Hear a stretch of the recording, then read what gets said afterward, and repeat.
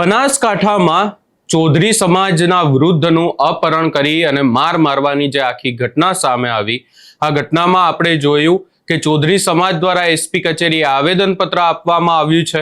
બીજી તરફ ચર્ચાઓ એવી પણ થઈ રહી છે કે આરોપીઓને જામીન મળી ગયા છે, પરંતુ હવે પોલીસ દ્વારા આખી બાબતને લઈને નિવેદન આપવામાં આવ્યું છે। શું છે સમગ્ર મામલો, એની વિગતે ચર્ચા કરીશું। નમસ્કાર, હું છું ઉજ્જવલ અને આપ જોઈ રહ્યા છો નિર્ભય ન્યૂઝ। ચૌધરી સમાજના જે અજમલભાઈ ચૌધરી ઉપર હુમલો કરવામાં આવ્યો, જેમને અપહરણ કરીને એમને મારી માફી મંગાવવામાં આવીને આખો એક વિડીયો પણ વાયરલ કરવામાં આવ્યો। આ કેસ હવે દિવસે ને દિવસે ક્યાંક ને ક્યાંક ઉગ્ર બનતો જઈ રહ્યો છે ને એની સાથે સાથે પોલીસની કાર્યવાહી પર પણ અનેક સવાલો ઊભા થઈ રહ્યા છે। હવે અહીંયા આખી વાતને લઈને જો ચર્ચા કરવામાં આવે તો પોલીસ દ્વારા 3 આરોપીઓની ધરપકડ કરવામાં આવી હતી, રિકન્સ્ટ્રક્શન પણ કરવામાં આવ્યું અને ત્યારબાદ બીજા દિવસે એમને કોર્ટમાં રજૂ કરવામાં આવ્યા અને કોર્ટમાંથી જામીન મળી ગયા છે, એવી પણ અનેક ચર્ચાઓ થઈ રહી છે। આ તમામ ચર્ચાઓની વચ્ચે હવે જો વાત કરવામાં આવે તો પોલીસનું પણ એક નિવેદન સામે આવ્યું છે ને એમાં પોલીસ દ્વારા સ્પષ્ટ જ્યારે પ્રશ્ન પૂછવામાં આવ્યો પોલીસને કે જે આરોપીઓ છે એ શું ગુનાહિત ઇતિહાસ ધરાવે છે, ત્યારે પોલીસ દ્વારા એવું કહેવામાં આવી રહ્યું છે કે જે આરોપીઓ છે એ પહેલા પણ આવી રીતે ગુનાઓમાં સંડોવાયેલા રહી ચૂક્યા છે। હવે અહીંયા ક્યાંક ને ક્યાંક પોલીસની કાર્યવાહી સામે પણ અનેક સવાલો ઊભા થઈ રહ્યા છે।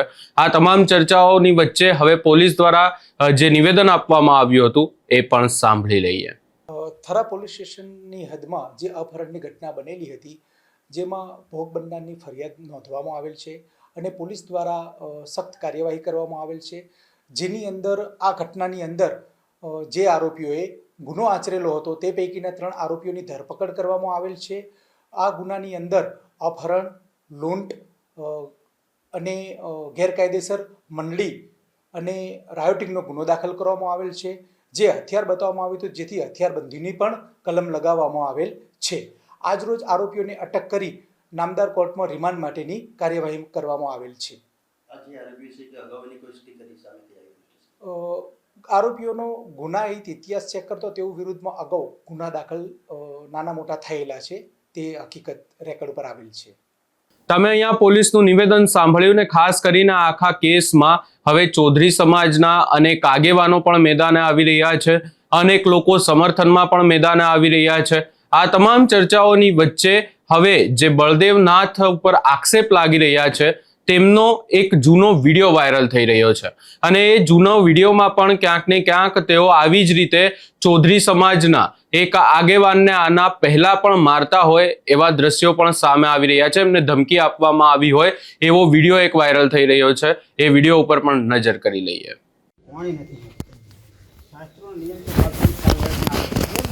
બરાબર 2 મિનિટ બોલી દો તમે। મહારાજ ગુસ્સે થઈ ના બોલો, આનંદથી બોલો।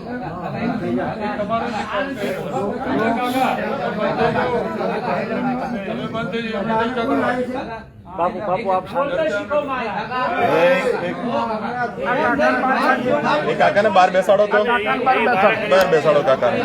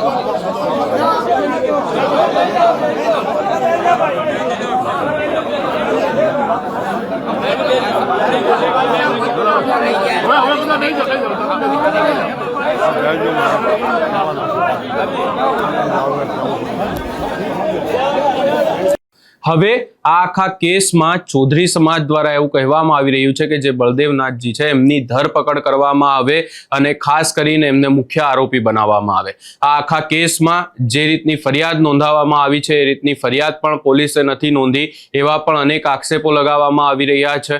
એટલે હવે જોવાનું રહેશે કે આગામી સમયમાં શું થાય છે, અને ખાસ કરીને આ આખો કેસ હવે ક્યાંક ને ક્યાંક સ્પષ્ટપણે પોલીસની બેદરકારી બતાવી રહ્યું છે.